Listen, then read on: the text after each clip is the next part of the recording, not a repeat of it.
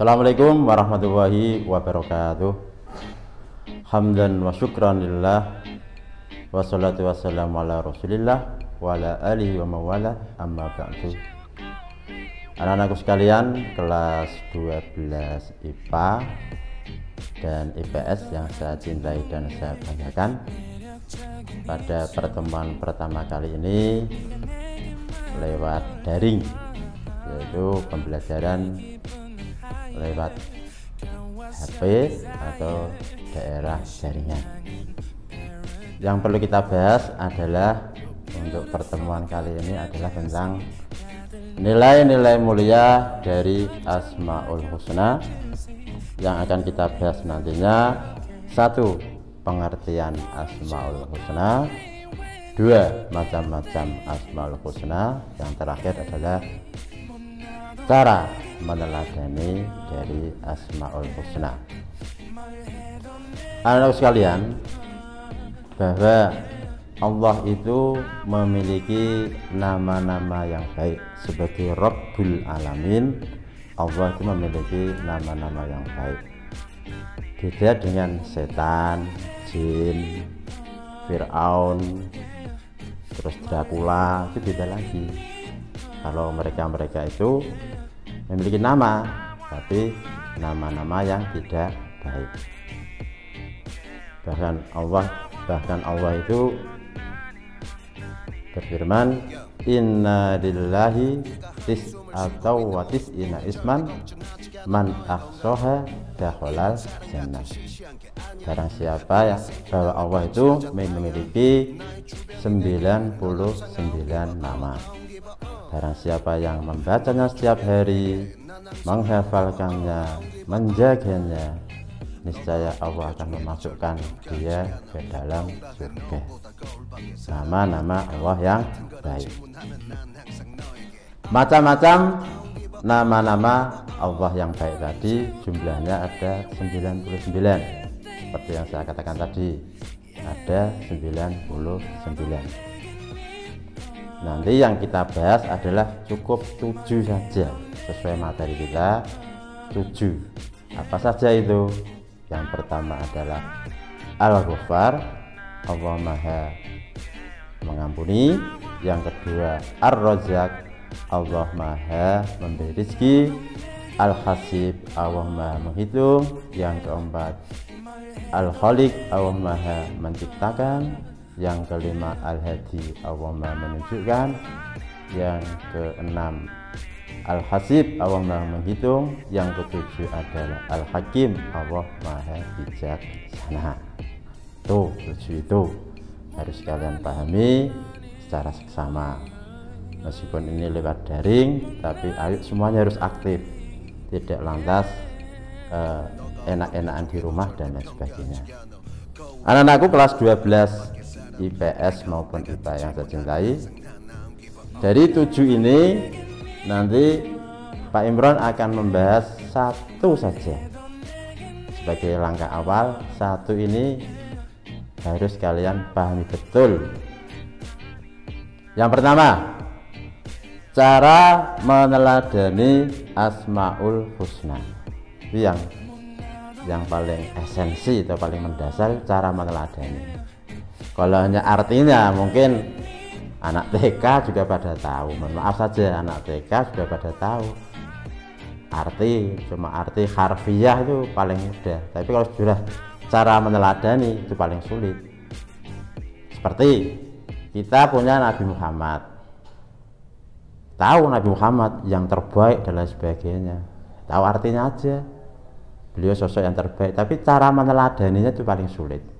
Cara meneladani itu paling sulit daripada yang lainnya, karena nanti dari meneladani ini akan kita terapkan dalam kehidupan sehari-hari.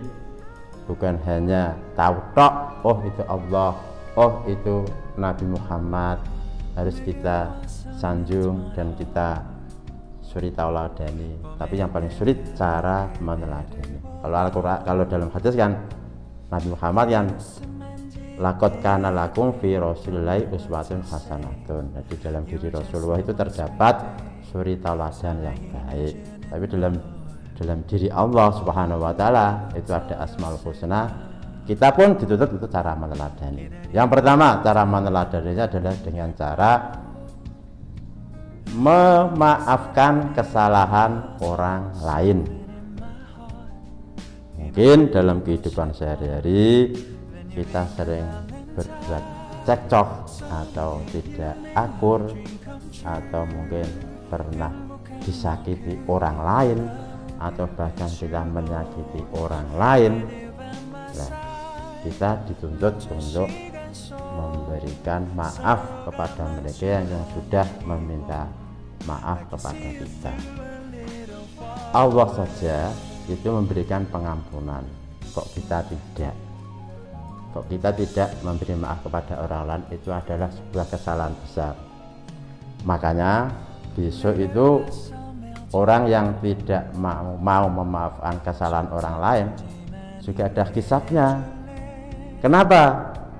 Pertanyaan awal kan begini, loh, kamu itu kok tidak memaafkan kesalahan temanmu sendiri, sementara aku sebagai Tuhanmu itu memberikan maaf kepada hambaku kok.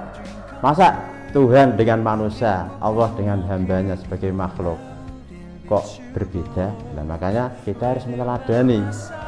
Insya Allah dengan cara kita membuka pintu maaf kepada teman kita yang pernah menyakiti kita atau yang lainnya, insya Allah Allah akan juga membukakan pintu-pintu maaf yang lain kepada diri kita sendiri.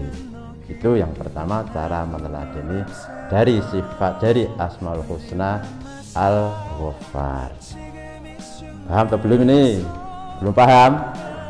Wah, jangan ngantuk, kok malah ngantuk? Ayo, jangan ngantuk, jangan ngantuk. Oh, nggak lama ini, nggak lama. Yang kedua ini ya, cara meneladani sifat Al-Ghaffar, Allah Maha Mengampuni, adalah dengan cara menghilangkan perasaan dendam. Dendam apa saja? Calon misalkan kalah dalam pilkada, dendam. Calon pilkades dalam pencalonan pilkades kalah, dendam. Terus kalah dalam proyek misalkan tender besar, kalah, dendam. Atau pernah disakiti tapi tidak pernah membangun jalin komunikasi, dendam. Nah itu nggak selesai, kalau urusan dendam nggak selesai nanti.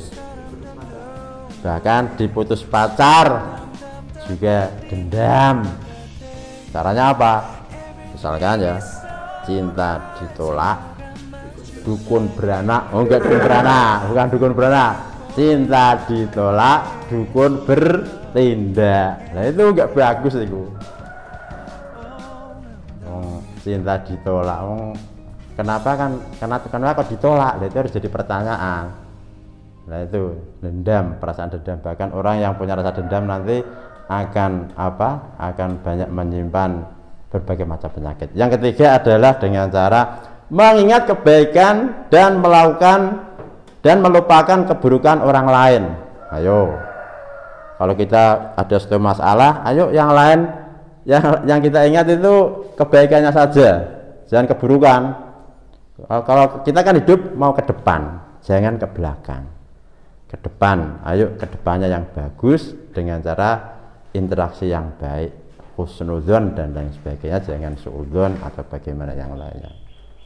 Demikian yang dapat saya sampaikan, anak-anakku ya. Selamat belajar. Adapun yang 6 dari Asmaul Husna tadi kalian belajar di rumah. Demikian yang dapat saya sampaikan, kurang lebihnya mohon maaf. Assalamualaikum warahmatullahi wabarakatuh.